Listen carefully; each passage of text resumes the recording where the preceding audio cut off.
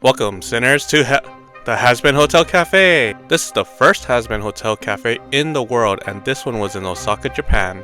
This is my review of the cafe food, decoration, merchandise, and personal loot haul. Got my anime exclusive Hazbin Hotel kimono shirt on, so let's go! The Osaka location is in this building in Denden Town, which you can find on the street by the Good Smile X Animate Cafe signs. The theme of the cafe was Maid and Butler. There were original designs of the characters and Maid and Butler outfits as decoration and merchandise. It's so awesome to see a series like Hazbin Hotel getting a cafe in Japan. You can take the elevator or stairs up to the second floor where the cafe is. The hallway's wall had information about the current cafe, which in this case was Hazbin Hotel.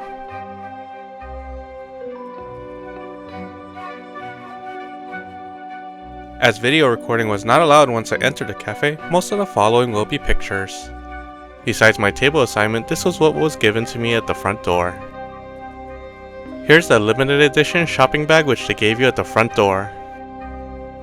Sorry, no banana for scale, but here's my hand. They also gave me an information guide on how the cafe works, which reminded me of the old flashcards I used to study. The flashcard came in 3 different languages. This is really helpful and shows you how often tourists come to this cafe.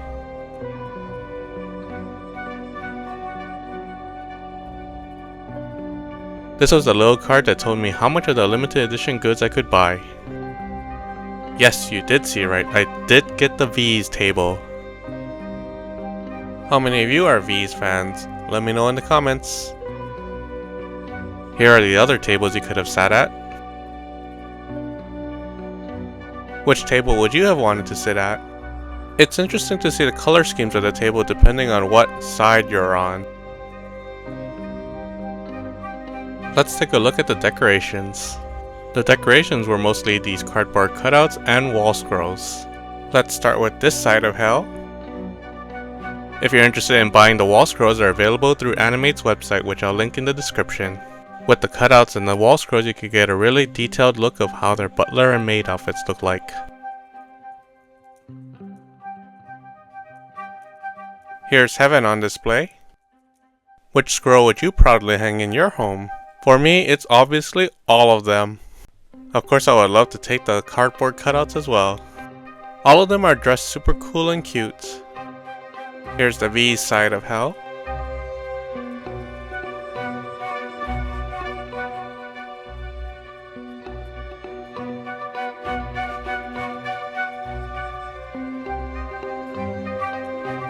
Lucifer and the Overlords. It's interesting to see which characters they picked out for the cafe. Let me know in the comments which design is your favorite and why. They also had a couple TVs playing Hazbin Hotel in Japanese.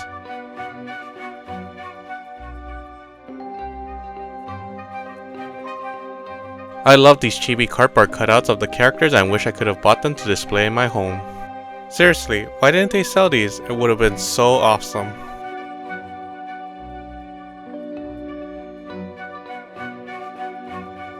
They also displayed the goods, which you could also say was part of the decoration.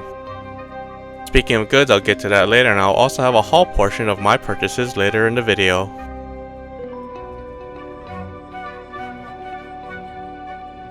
To order your food and drink, you'd scan a QR code which will lead you to the special Hazbin Hotel Cafe menu and order webpage.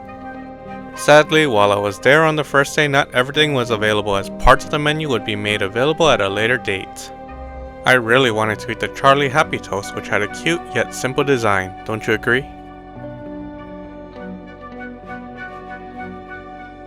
After adding the menu item to your cart, you'd check out but not pay until after you're ready to leave at the cash register.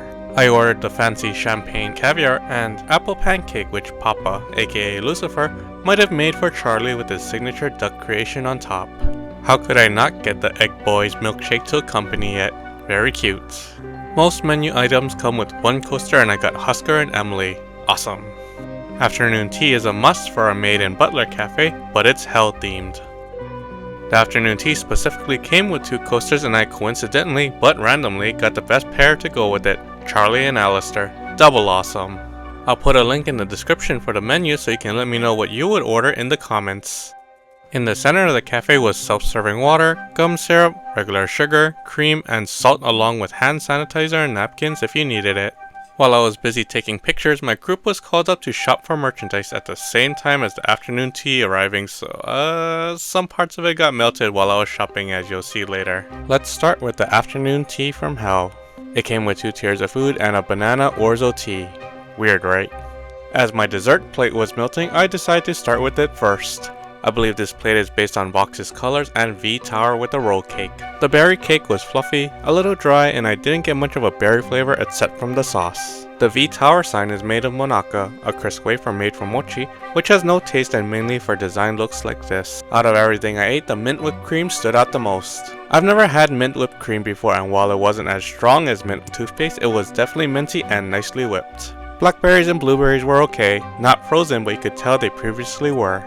My poor melted blue Hawaii ice cream was melting so much because I was busy shopping. It has a nice fruity and creamy flavor. The banana orzo tea, despite its name, didn't taste like banana but had a nice roasted barley flavor. As I learned, orzo is the Italian version of roasted barley which is made into coffee while it's more common in Japan as tea. You learn something new every day, don't you? The top afternoon tea plate is based on Hazbin Hotel, and I'm thinking maybe Charlie too. The tomatoes could be the blush on her cheeks or maybe her eyes. The prosciutto her tongue. Potato salad, maybe the color of her skin, and who knows, maybe the olives is the outline of her eyes. The cocoa cookie shaped like the hotel key was light, crispy, and not too sweet. The Hazbin Hotel is bamboo charcoal chocolate whipped cream, sponge cake, chocolate rice puffs, and a mix of berries served in a container made to look like the hotel. It had a variety of textures and made for a good mouthfeel with sweetness, tartness, crunch, and cold touch to the tongue. I thought the plate holder for the afternoon tea was pretty neat. Here you see it unfolded, and here it is folded up for, more compact space saving. The pancake was really cutely done, as you can see here. The berries were previously frozen, but it wasn't too sweet nor too tart. The pancakes were a little dense, but the whipped cream helped to give it a little bit more moisture. There was a big chunk of what I assumed to be a pear and some fruity popping boba. The non-alcoholic champagne jelly had just the right amount of sweetness and was smooth going down. Of course, the best part of it was the Lucifer duck monaka. No taste to it, but super cute. Eating it all together made the pancake much more enjoyable though. I mean, how could you not get the Egg Boys milkshake? It's like super awesome. While super awesome looking, it was a bit super lame too, sort of like the Egg Boys, as it was simply milk served with ice and cookie crumble on top. Egg Boy and the V's. This is the merchandise wall where we got called up by table number and lined up to pick out cafe exclusive merchandise. Let me know in the comments what you would pick up. They did a really good job displaying everything, don't you agree?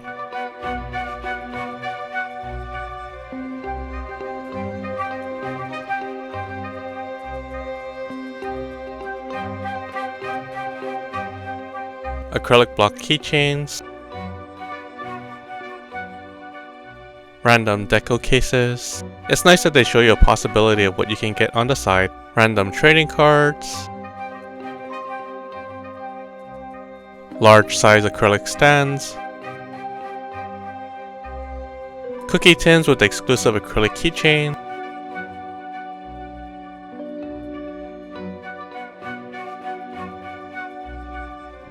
random buttons, random hologram stickers. You also get a stamp card for purchases which can be redeemed immediately, as you'll see later. Here's the cardboard cutouts next to the wall scrolls so you can see more of a full image and compare the difference too. She looks super cute here compared to her normal cool look. Some of them didn't have wall scrolls, so I made the images bigger for you to see and enjoy. What do you think of this ship? I love how happy the Egg Boys look here. Super stylish looking. Those are just cookies, right? Right? I wonder if there's any meaning behind what Vox is serving. They captured her snap perfectly, and look at that little heart too. How many hearts can you count in this image? So cute, but you know she'll just eat you right up. They kept a very serious tone here, don't you agree? That whipped cream duck on top of the pancakes, mwah, chef's kiss. I can't get over how cute her maid outfit is, don't you agree? Super angelic and mature looking maid dress. He's always eating something, isn't he? Like, seriously, always eating something. Now for my merch haul. There's a new trend in anime merchandise in Japan, and it's acrylic blocks. Though it's not a standard acrylic block, as you'll soon see. The acrylic block keychain is 1500 yen. So I got this Husk acrylic block, as you can see here. It looks like a standard acrylic block for the most part. But as you can see, if you turn it around, yes, there is glitter behind it. You can turn the block upside down and shift the glitter to the top of the block, then turn it around and watch the glitter fall behind Husk. Very transcendent.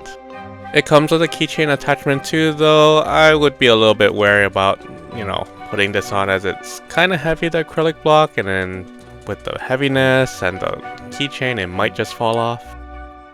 As it's an acrylic block, you can stand it up by itself anywhere with a flat surface and enjoy the transcendence whenever you want.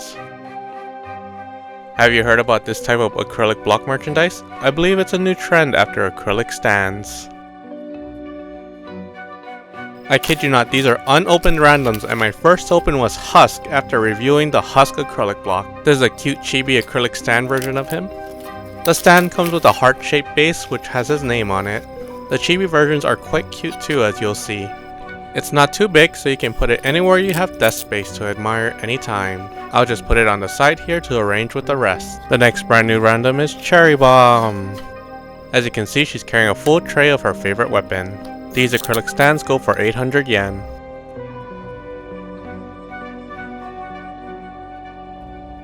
Whoops. Next is everyone's favorite radio demon, Alistair. He may look cute in his chibi form, but watch out, he has some power behind that sinister smile.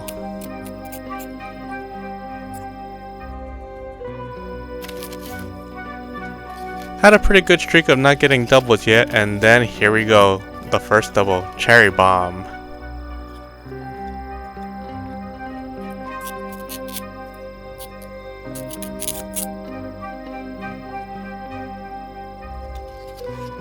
If I got Alistair, I'm hoping I also get Nifty!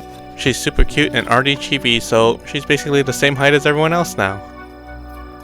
Nifty is my last random from this A group selection, as I was only allowed up to 5.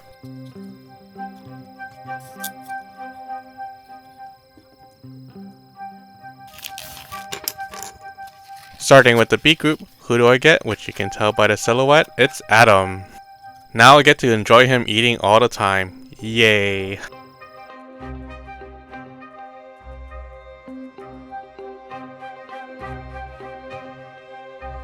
Though this also means I got an Adam and Alistair fighting set. Fight, fight, fight, fight, fight.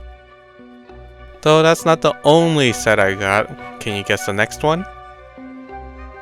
Yep, it's Adam and Nifty. Stab, stab, stab, stab, stab, stab, stab, stab, stab, stab, stab. Sorry for the spoilers if you haven't watched the show yet.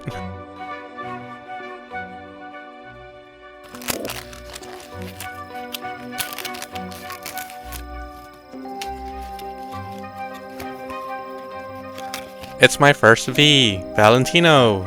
If I got Valentino, I'm really hoping I get the rest of the Vs. What are the chances though, right? Remember, I never opened these yet at the time, so I didn't know what I would get.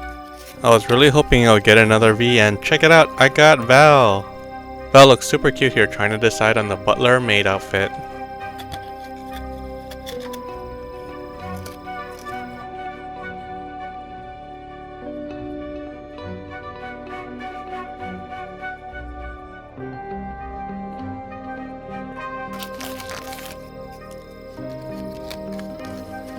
Again, I had no idea what I would be getting, and can you believe it?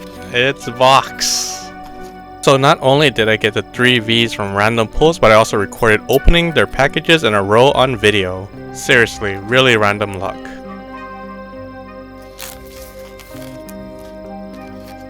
Well, the lucky streak had to end as I got Valentino as a double in the B group. I did say I wanted the Vs, and I got a V. This Valentino will be my last opening from this group.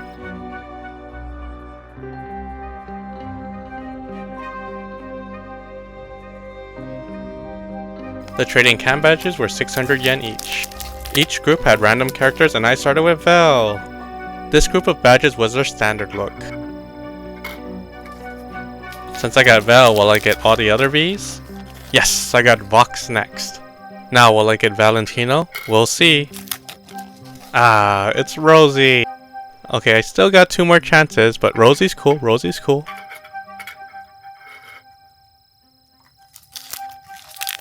No, it's Alistair. Alright, 1 more chance to get Valentino, let's hope. Will it be Valentino? Ah, it's Badgie. Oh well. So I didn't get all the V's, but hey, there's still Group B. Still Group B to try, and I got Carmilla for the first one. Wow, check out that smile, super cute.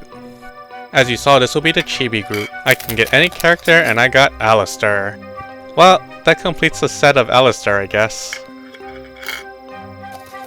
Ah, I got a V, but not the right V. Still, a cute Vel button.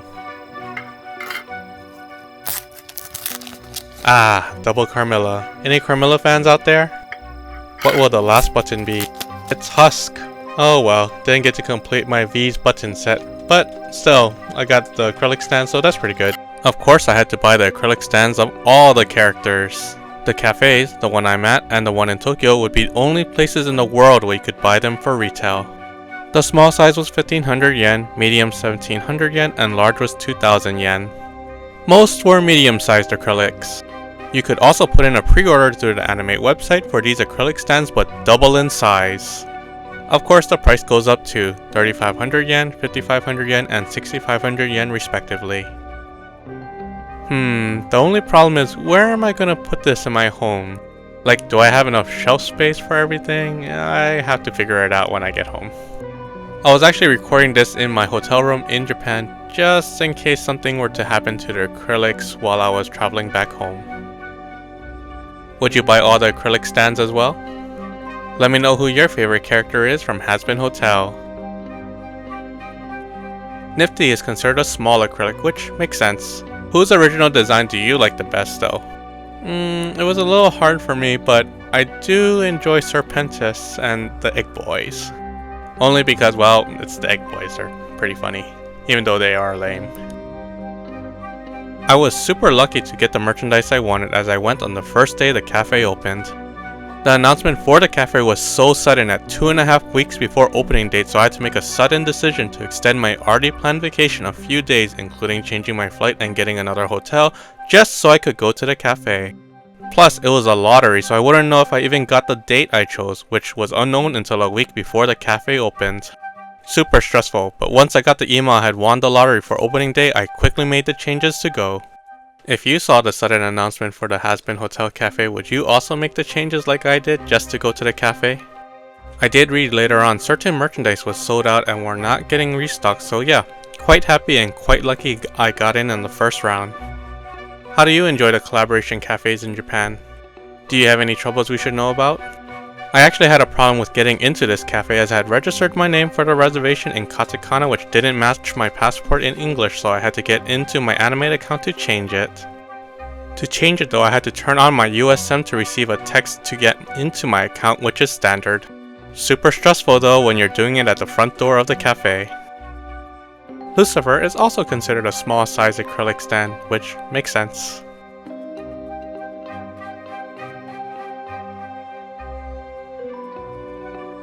Adam here is considered a large acrylic stand, which I guess makes sense with all the eating that he does. Constantly eating.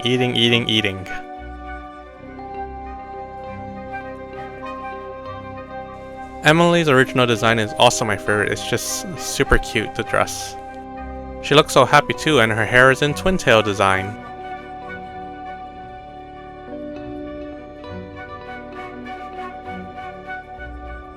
I have no doubt that Sarah's acrylic stand is considered a large acrylic stand. I mean seriously, look how big Sarah is compared to the other characters. It's just a huge amount of difference in size. To make it easier to understand the difference in size, let's compare Sarah to Emily. Look how tiny the standard base looks compared to Sarah, haha. Well, as long as Sarah is able to stand with a tiny base, it's fine with me. I do feel if there's a bit of strong wind though, it will knock her down, which would not be good. Now let's bring out Emily to compare. Yep, Emily looks standard size with a standard size base.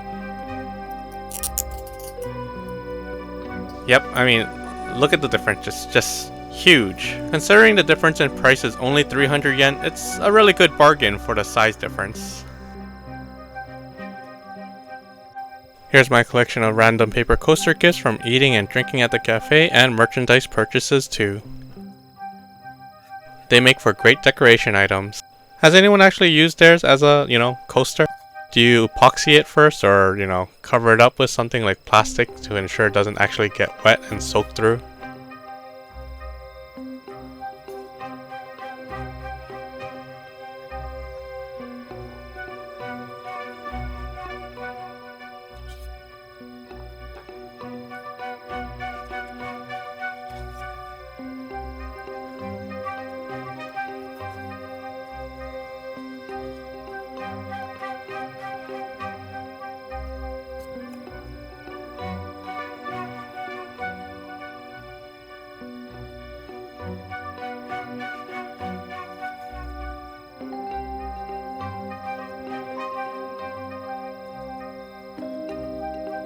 While I didn't get all the coasters, it was still a pretty cool collection as you can see here. Remember I talked about the stamp card earlier? Guess what? Apparently I bought enough food, drink, and merchandise to redeem my stamp card, and one of the options for redeeming was the complete collection of the coasters at the time. I know, I'm as flabbergasted as you are. They also had other complete coaster sets from previous collaborations I could have redeemed my stamp card for, but I am not passing up the chance to get the complete Hazbin Hotel Cafe collection.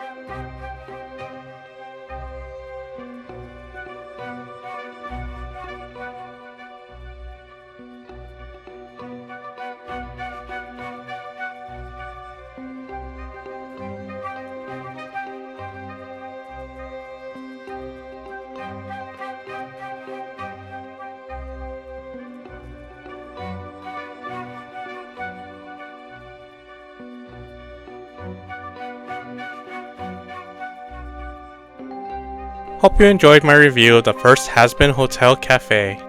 If you did, please like, comment what food, drink, and merchandise you would get, and subscribe for more pop culture foodie fun with us. Thank you!